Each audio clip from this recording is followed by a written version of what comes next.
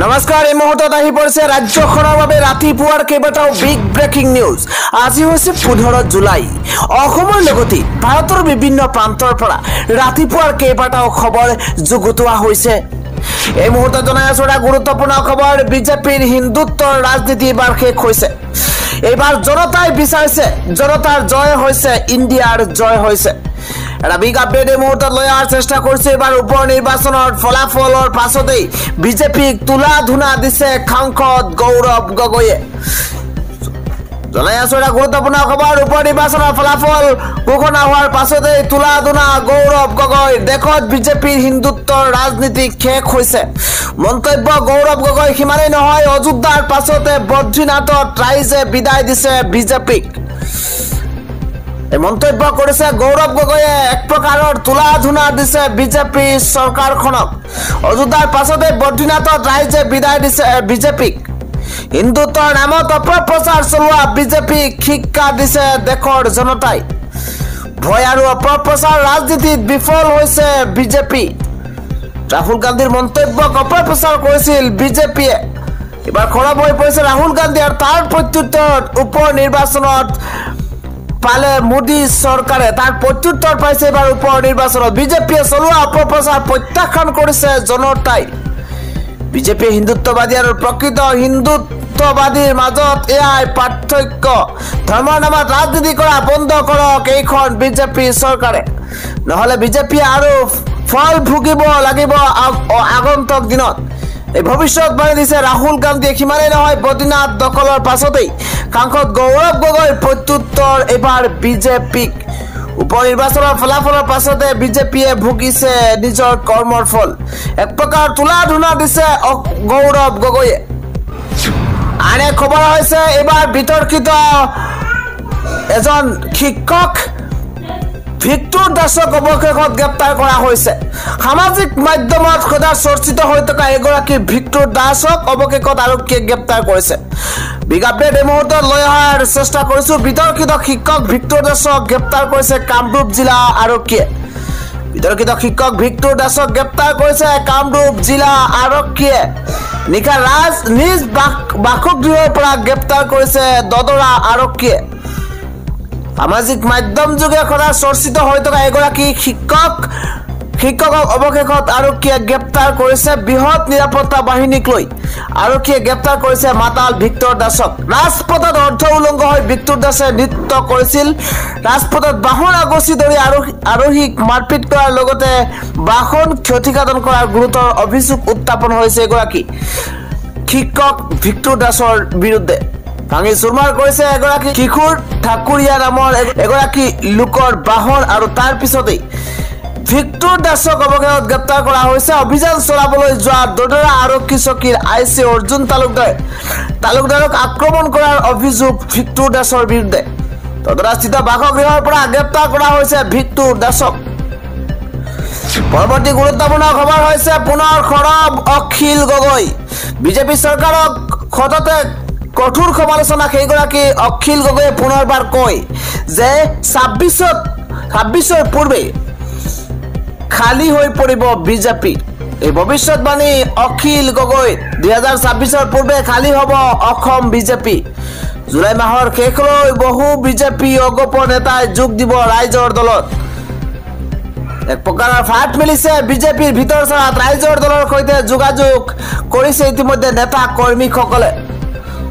পৰৱৰ্তী খবৰ হৈছে বিজেপি চৰকাৰে মুছলমানক ভূমি পট্টা নিদিয়ে। মন্তব্য অখিল গগৈ। ইমানেই নহয়, মুছলমানৰ ভূমি পট্টাক লৈ পুনৰ খৰব হৈ পৰিছে বিধায়ক অখিল গগৈ। অখিল গগৈয়ে কয় যে মুছলমানৰ ভূমিৰ পট্টা নিদিয়ে বিজেপি চৰকাৰে। এইখন চৰকাৰে বিজেপি চৰকাৰে মুছলমানক বেয়া পায়, মুছলমানক ভূমিৰ পট্টা নিদিয়ে। মুছলমানক ভূমিৰ পট্টা দিবলৈ নিৰ্দেশ দিছে মুখ্যমন্ত্ৰীয়ে। মুছলমানক ভূমিৰ পট্টা নিদিবলৈ নিৰ্দেশ দিছে মুখ্যমন্ত্ৰীয়ে। এই মন্তব্য কৰিছে অখিল গগৈ। সিমানেই নহয়, বসুন্ধৰাৰ জৰিয়তে ভূমিৰ পট্টা নিদিবলৈ ডিচি এডিচিক কৈছে। চৰকাৰৰ বিৰুদ্ধে এই বিস্ফোৰক অভিযোগ উত্থাপন হৈছে। চৰকাৰৰ বিৰুদ্ধে এই বিস্ফোৰক অভিযোগ উত্থাপন কৰিছে বিধায়ক অখিল গগৈয়ে।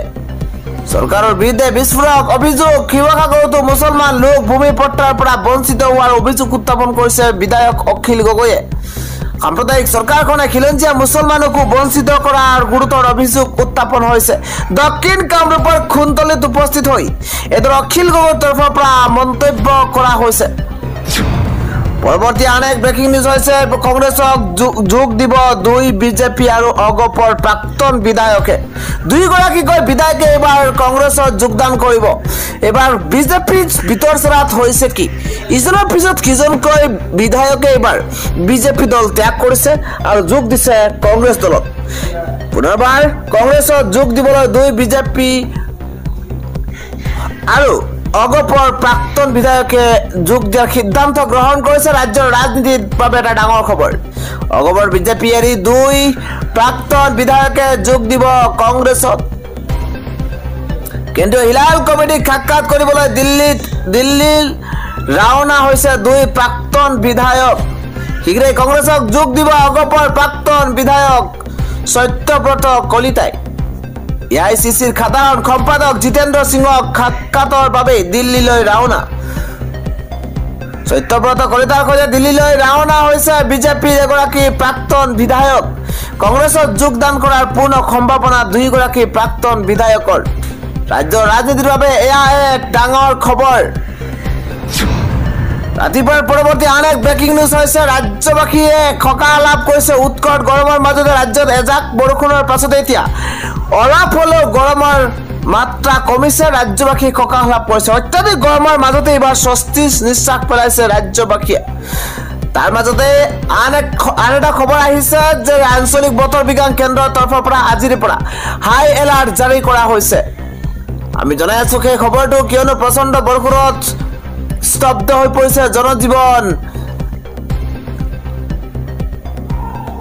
33 পৰা 34 ডিগ্ৰী তাপমাত্ৰাই দহিছে মহানগৰীকে ধৰি ৰাজ্যৰ বিভিন্ন প্ৰান্ত আজিৰ পৰা ৰাজ্যৰ 9খন জিলাত ইয়েলো এলাৰ্ট জাৰি কৰা হৈছে ধুবুৰী নগাঁও মৰিগাঁও হুজাই কাৰ্বি আংলং লগতে ডিমা হাছাও পশ্চিম কাৰ্বি আংলং কাছাৰ হাইলাকান্দিতো ইয়েলো এলাৰ্ট জাৰি কৰা হৈছে বতৰ বিজ্ঞানৰ তৰফৰ পৰা কোৱা হৈছে যে কেইবাদিনত ৰাজ্যত নেৰানেপেৰা বৰষুণ অব্যাহত থাকিব পৰৱৰ্তী খবৰটো হৈছে শৃংখলাৰ অন্তিমখন মেচত 42 ৰানত জিম্বাবুৱেৰ বিৰুদ্ধে ভাৰতৰ জয় ভাৰতীয় ক্ৰিকেটত জিম্বাবুৱেৰ বিৰুদ্ধে ভাৰতৰ টি20 শৃংখলাৰ বিশেষ গুৰুত্ব নাছিল কিন্তু এনে শৃংখলাৰ প্ৰথমখন মেচত ভাৰতে পৰাস্ত হোৱাৰ লগে লগে হঠাৎ শুভমন গিল বাহিনী কেন্দ্ৰবিন্দুলৈ আহিছে প্ৰথম পৰাজয়ৰ পাছতে একেৰাহে 4খন মেচত জয়লাভ কৰি ভাৰতে সিৰিজ লাভ কৰিছে শেষত মেচখনত শুভমন গিলে 42 ৰানত জয়লাভ কৰিছে পৰৱৰ্তী ব্ৰেকিং নিউজ হৈছে আমেৰিকাৰ প্ৰাক্তন ৰাষ্ট্ৰপতি ডোনাল্ড ট্ৰাম্পক আক্ৰমণকাৰী ইতিমধ্যে ধৰা পৰিছে আৰু ডোনাল্ড ট্ৰাম্পৰ আক্ৰমণকাৰী মেথিউ ক্ৰুকছ আছিল তেওঁৰে দলৰ পঞ্জীভুক্ত সদস্য